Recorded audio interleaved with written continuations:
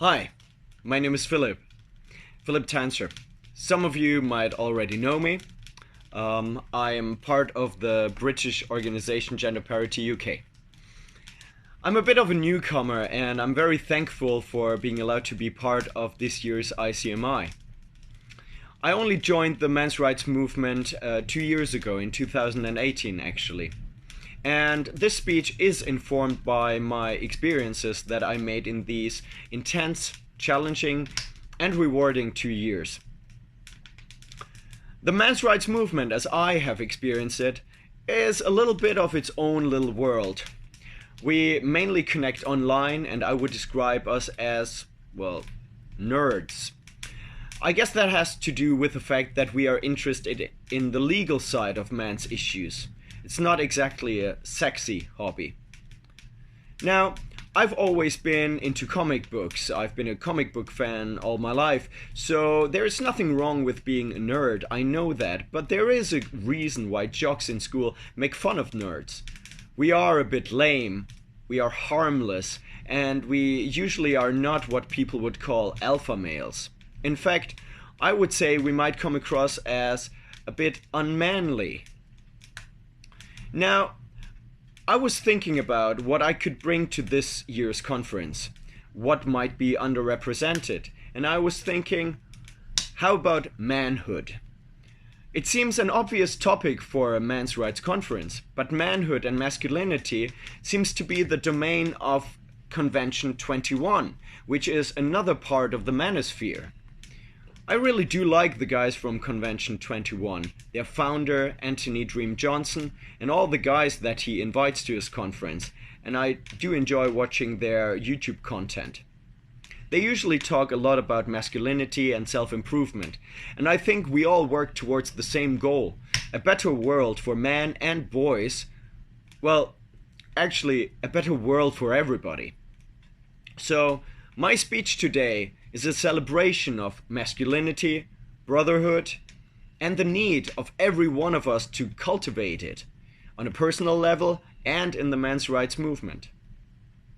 I was inspired to talk about this topic by 3 very different experiences. One inspiration was, as I just mentioned, watching the Convention 21 videos, but especially Jack Donovan, who has his own YouTube channel which is called Start the World. He is also the author of the amazing book The Way of Man, probably the best book ever written on masculinity. Another book that I recently read was the book Fortitude by the American congressman and veteran Dan Crenshaw. Now, the second real-life inspiration that made me talk about masculinity today and brotherhood was a very positive one. It was attending an outdoor male bonding week organized by a guy called Darren Diogi that really connected me with my true male nature and with other men. The third experience was not as positive, and that experience was fighting a almost hopeless fight for men's issues online during the lockdown, which left me quite anxious, drained, and weak. And I think many of you will know that feeling I described in regards to fighting for men's rights, feeling hopeless and feeling like we will never manage to really change and turn the tides. But far fewer of you will understand the feeling of this other experience that I had, being in the forest with guys in a male retreat. So I would like to share some of these experiences with you. I would like to tell you how I ended up in the forest of the south of England and what I learned there. That all started 2 years ago when I attended my first international conference on men's issues, which was held in London. I was actually quite nervous back then and slightly starstruck because of some of the speakers there. Some of them I knew from YouTube, other ones I knew from the movie The Red Pill. And I was quite impressed by their knowledge and their experiences.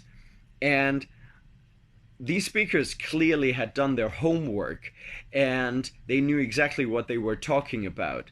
And it all felt very academic, actually. But that all completely changed very dramatically at one point. And it changed with the sound of a bagpipe. And that sound of the bagpipe was blasting through the room, and a tall, long-haired man in a kilt, armed with an impressive staff, was marching to the front of the room and shouted, "Hey, man!" Well, at least that's how I remember the whole situation. Now, my first reaction was, "Oh no, a freak!" And to make that very clear, I wear kilts myself, and I used to look like Marilyn Manson, so I'm a freak myself, so I'm in no position to judge. But I could see on the faces of the other attendees of the convention that they were thinking the exact same thing. Oh no, a freak. And he was talking about some wacky stuff as well. He was talking about energy and masculinity and symbols and electricity and magnetism. But 40 minutes later, this man, Darren Diogi, received a standing ovation, and the room was literally charged. You could feel the power and electricity of masculinity in the room, because that's exactly what Darren was talking about: masculinity and positive charge. Now, Darren and I stayed in contact, and I followed him on YouTube. And beginning of the year, he posted a video in which he was talking with a pretty dangerous looking masculine guy. And they were talking about a man's gathering they were organizing in March. It was very mysterious, and they really did not give any clues away what the experience was about or what they had planned. The only thing they were saying that it would be amazing and challenging. And to be honest, that was quite enough for me, and I decided to join this gathering. So in March I traveled from the most northerly to the most southerly part of the UK. And I arrived one day early, so I was able to help setting up the camp in the forest. It was still very mysterious, and I had no idea what was going on, but it reminded me of my times in the military. Gathering woods, building a fireplace, setting up tents. I was pretty much used to that, and it just reminded me of my past. And I couldn't wait to meet the other men that were attending the gathering. And then they arrived, and to be honest, I was pretty disappointed. I was expecting warriors, fighters, guys that wanted to be in the forests. Instead, I was introduced to some shy, weak, weird, awkward, and even broken guys. There were some that I thought I could immediately connect to. There was a crazy guy, there was a down-to-earth father with his son, and there was a tattooed, rough-looking Viking. But I was still wondering, so this is supposed to be my tribe for the next couple of days? And I felt a little bit uncomfortable because I didn't know my place in the hierarchy yet.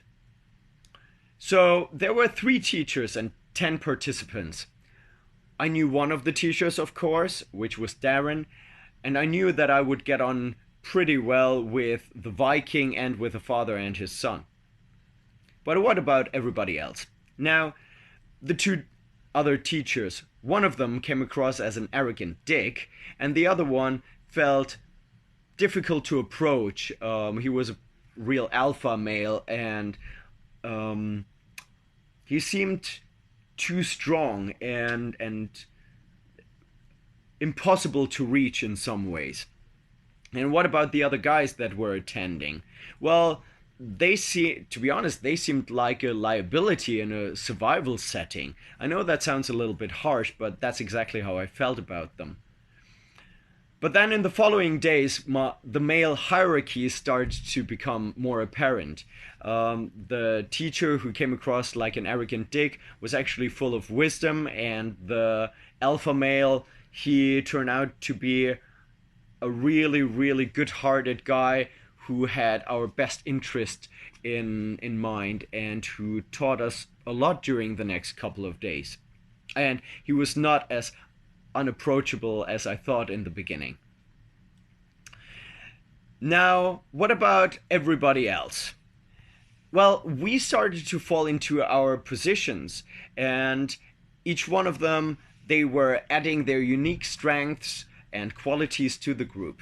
For some, this meant collecting woods, other ones were building stuff, they were making the fireplace, other ones were cooking or helping cleaning up the place. And yeah, but we were not restricted to what came natural to us. Everybody had to leave their comfort zone. Um, that was part of the many tasks and lessons our teachers had planned for us. So, for example, we were initiated in stalking, not the creepy kind, of course, more the Native American kind of stalking. We learned how to build proper bonfires, and when I say proper, I mean like huge bonfires, bigger than I've ever seen before. We learned some hand-to-hand combat. We made fighting stuffs, and we participated in two really, really challenging and also character forming initiation rites. One of them was actually spending over an hour naked in the woods at night connecting with our ancestors. And mind you, it was March, so it was freezing cold, and in the end we ended up keeping each other warm. This might all sound absolutely bewildering to you, but let me tell you, it was one of the best experiences of my life. I learned a lot about myself, my manhood, brotherhood, my fears and strengths, and the fears and strengths of everybody else. We did become brothers. We earned each other's respect. We had differences, and we had to overcome them. The most remarkable part was that each one of us, including our teachers, had to face their pain and their demons. That wasn't planned nor guided. It just happened. Each man had their moment of opening up, of sharing their fear or shame, and we were all there as brothers to support them and to hold them. That was true, raw, masculine emotion.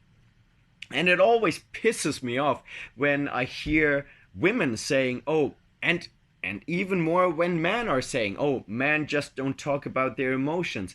Well, it's simply just because we don't have a space to talk about our emotions. That moment, it was holy, it was sacred, but it could only happen there. This was a safe space. It was a male space. And no, there was absolutely no room for women. There is a time where man need man and only man. Just like there is a time where women need women and only women. Our culture has forgotten about this basic truth. There was always a place for women to retreat and for men to bond. But this all was destroyed in the last, 40, 50 years in the efforts to create what people think is equality. And it was enhanced by the destruction of the family. Now, our little tribe in that forest, our little tribe of man was like a small society with all its archetypes, well, male archetypes that for that matter. There was the warrior, the elder, the father, the son, the poet, the wounded, the teacher, the caretaker, the thinker, and the mystic. And we all gave each other pretty much what we needed, and we learned from each other. We taught each other what we brought to the table, so to speak. There were men in this tribe, in this little tribe, there were men in their 60s who had never been physical with another man in a combative way, just because they were afraid of their capability to hurt or to be violent. They were literally castrated by feminist indoctrination and the lack of positive masculine role models. They were afraid of their masculinity. And it was beautiful to see these men discovering their manhood. To be honest, after this week in the woods, I didn't want to leave this place. And it was quite a shock to go back to London because it was a COVID deserted London. There were barely any people on the streets. The whole lockdown started when we were still in the forest. It felt almost apocalyptic when me and one of my brothers, the Viking, were walking armed with our fighting staffs through the streets of London. And it was very clear we, the wild men, were the normal ones. Everybody else was insane, spoiled by society, terrified of a virus that, from our point of view, wasn't that bad. And now looking back, definitely wasn't that bad. Then, my flight was actually cancelled and I had to take the very last train to Scotland. So I returned to Scotland, to the Highlands, and the rough landscape and the deserted beaches. And that really helped me to hold on to the experience and to the lessons that I learned back in the woods. But it was also at the same time that the BBC released a documentary about me that was called I Am a Men's Rights Activist. It was a good documentary and a lot of people watched it, but because of that, a lot of men got in contact with me, thanking me, but also asking me how they can help. Well, all I could do was point them to watching The Red Pill and following some MRA website. And I noticed how little actual work I was doing myself as a men's rights activist. I was literally tired of just being a Twitter warrior or Twitter troll. So I started a group, and this group is now called Gender Parity UK. This group was founded to oppose discrimination in media, legislation, and in society. And though I knew how biased our society was against men, I was not prepared for the mafia-like structures that feminist lobby organizations like Women's Aid or the UN had created in pretty much all parts of society. I have now, more than ever, a humongous respect for men's rights advocates like Mike Buchanan, William Collins, Elizabeth Hobson, the Guys for Mankind, and organizations like Fathers for Justice, just to name a few. Fighting for men's rights is like putting out a forest fire with a bucket. It's like fighting against, do you know Don Quixote, who was fighting against the windmills? That's exactly what it feels like. And even though it's great to actively work on these issues and doing it in collaboration with others, I could feel my energy dwindling, and it happened incredibly fast. I went to bed anxious and unsatisfied. I could not enjoy everyday activities anymore. I had neglected my routine of working out every day. I spent very little time with friends. I invested this time for very, very useful things. I spent this time contacting MPs, writing to organizations, and fighting the good fight. But unlike with physical activities, it didn't give me a lot of satisfaction or content, and I felt that I was getting physically weaker. I could feel that my decline in abdominal core muscles and my anxiety levels were directly connected. I lost my core. I lost my inner strength. And this really impacted my efficiency in other areas of life as well. My libido was lower, my motivation declined, I slept more, my outlook on life got a bit darker, and I'm absolutely not depressed or anything, but I could just feel that I wasn't the same person as before. I wasn't as positive. But sometimes, when I was on YouTube or Twitter, videos or tweets of guys would pop up from other parts of the manosphere. Guys that have a strong focus on self-improvement. Some of them are from men going their own way. Other ones are tradcons, traditional conservatives. And some other guys were focused on fighting against porn addiction. These guys and their positive attitudes actually helped me to keep going. They helped me to hold myself accountable for my own well-being. So every day they would put out tweets about staying healthy, making good choices, bonding with other men. I knew that I had to change my behavior if I wanted to defend men's rights in long term, because the way I was doing it before just didn't work. It just left me empty. If I truly cared about the well being of men, I had to care about myself first. So I started using my mobile app home workout again. I stopped watching porn. I take a swim in the cold Scottish Sea every morning, and when I get out of the water, I breathe in as hard as I can, and then I shout as loud as I can towards the horizon. I started to celebrate my masculinity again. Sometimes with a good whiskey and a cigar, sometimes by roughhousing with my dogs, but always with strengthening my body. That's really, really important. Being manly does not come natural to me. It was always something I would be working on. And I think that's exactly the same for many of us, maybe all men, definitely many of you guys watching this right now. Modern society tells us that we don't have to follow gender stereotypes. And yeah, that is true. But should we not cultivate what lays dormant within ourselves? If we don't believe that masculinity is toxic, why don't we celebrate our own masculinity? And why don't we do that without shame?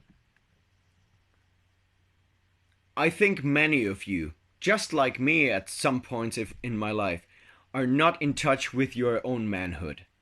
For some, because it was beaten out of you. Others, because you weren't born with a lot of manhood. And that's okay. You don't need to be Hercules, but you do have to be a man. And I think you do have to be proud to be a man. What I learned in the woods is that it doesn't matter where you start on your journey into masculinity, but it does matter that you start on that journey. And it does matter that you do love yourself, your masculine self. Love your body. Love the hair on your back. If you're bald, love the hair that you lose on top of your head. Love the strength in your arms. Love your dick. Love your penis, even if it doesn't always do what you want it to do. Love your anger. Love your stoicism, your competitiveness. Love your feelings. Love the way you structure things. Love your aggression. Love all of these things and learn how to use them and learn how to control them. Work towards being the best version of yourself. That's super hard. I know that. I come up with excuses every day. If you need a motivation to do that, here is one. Feminism wants you to fail. Feminism wants you to be weak. It wants you to neglect your masculinity. You know, when I wrote these lines, I had breakfast in a hotel in Manchester, and while I had my breakfast, I observed all these couples checking in for their breakfast. It was always the woman taking the lead, the man standing behind them like a useless idiot, like a well-trained dog, often looking beaten down, absolutely no self-respect. I asked the head waiter if this observation was correct. He was actually from Greece, and he answered, "Man, you have no idea." Apparently, it's almost always the same. What's wrong with us men? Why are we not proud of being men anymore? And I'm not saying that we have to dominate the women, but what about at least being equal? And what about taking charge? Look, I love all of you guys, and I'm not just saying that. And a lot of you guys I haven't met, but you take interest in these topics, and that counts for something. So I do mean it. I love all of you guys, and I think that a lot of you do amazing work. But too many of us are a result of feminism, and I'm including myself in that as well. We grew up being told that that we had to be nice guys. We had to be in touch with our feminine side. In principle, there's nothing wrong with that, but only if you have actually built up your masculine side first. At this point, I would like to mention Dr. Warren Farrell, author of The Boy Crisis. Now, before I start to insult him, which I will, I have to stress that I have the utmost respect for him and his work, and I think he will accomplish more for men and boys than I ever will, obviously, and maybe more than any of us ever will. But I also think he is the embodiment of how feminists want men to be. Soft, non-aggressive, gentle. I would say that he actually advocates for men to adapt to this new time and to fill the spaces that feminism have left open for us, but only these spaces. Now, please ask yourself, is this really what we want? And I only ask this on a personal level. This talk is not about the actions of the men's rights movement. This is about you, personally. Are you happy with the place feminism gave you, that feminism gave us as men? If not, then you have to do something about it. Reclaim your manhood, reclaim your masculinity. Stand up, take action, take charge. Shape your body, shape your behavior, and remember, a healthy mind does live in a healthy body. Here's an idea. Do at least one thing every day that connects with your manhood. Do it with intent. Do it with purpose. It can be fishing, building something, connecting with another man, working out, creating a male space. You can start today. Now, let's talk about brotherhood. I've already insulted your masculinity. Now let's insult the men's rights movement. What the fuck is wrong with us? What's wrong with the men's rights movement? What's wrong with all that infighting? Why are we not working together? Some of us do, of course, but there is also quite a bit of in-group fighting. What's up with the victimhood and with the whining? No matter how justified, and we are absolutely justified to complain about the status quo, but this victimhood and the whining, that's what feminists do. That's what teenage girls do.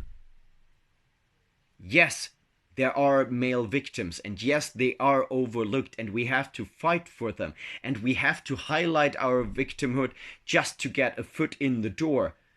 But let's not be victims. Let's not behave like victims. So, since I started Gender Parity UK a few months ago, I talked to many people who run organizations or people who work with organizations. Now, some of them don't want to work with other organizations. Some can't be associated with other groups or other people. A few seem to fight predominantly for their own egos instead of for the greater good. Now, it doesn't matter if you care about my opinion or not. I think you're all fucking amazing. You're all doing a great job. Each one of us brings something unique and needed to the table. Both the angry anti-feminist as much as the middle-of-the-road, conforming, mainstream, male-positive, almost feminist. As long as you truly care about men, and as long as you are in favor of masculinity, you are my brother. That does not mean that I agree with all of what you do and all your strategies. And I will tell you my concerns if I have concerns. I will tell you openly, like a man. That's not an attack. It is constructive criticism. And I expect the same. We need to constructively criticize each other. But we also have to work with each other, like brothers, in a brotherhood. If you criticize a person, give them the benefit of the doubt. They are not evil, and usually they are not dumb. They only have different views. Now, ask, listen to them, find common ground, set boundaries, and offer support, and then work together. And if you are being criticized, give them the benefit of the doubt as well. They're usually not evil, and they're usually not dumb. They just have a different view, or maybe it's even just a misunderstanding. So, ask, listen to them, find common ground, set boundaries, offer support, work together. But I have to address that there is some toxic behavior in the men's rights movement and in the manosphere, like there is everywhere else. And to be honest, that's no surprise. Many, if not most of us, experienced abuse, injustice, mistreatment firsthand, sometimes as early as childhood. This trauma informs us and gives us, many of us, tunnel vision or makes others paranoid. That's not a great start to work together, to be honest. And unless we work together, we will never have an impact. If two men clash or have a disagreement, well, sort it out, and if needed, apologize. This apology needs to be accepted. That's what men do. We argue, we fight, we hug it out, and then we fight shoulder to shoulder.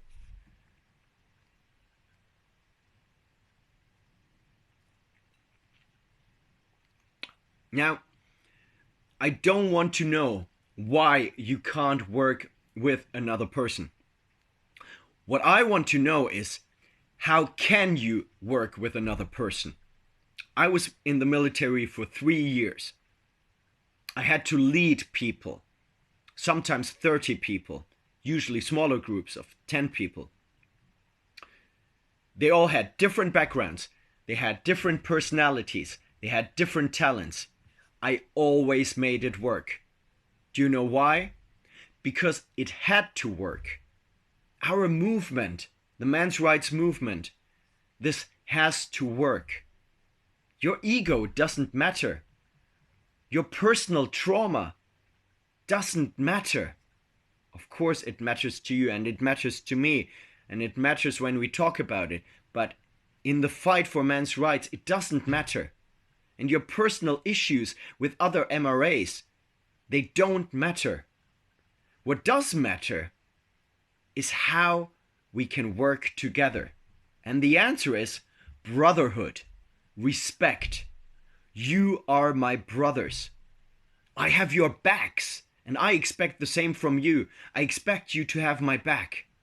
Having somebody's back does include criticizing them constructively, honestly, calling them out for their bullshit, holding them accountable.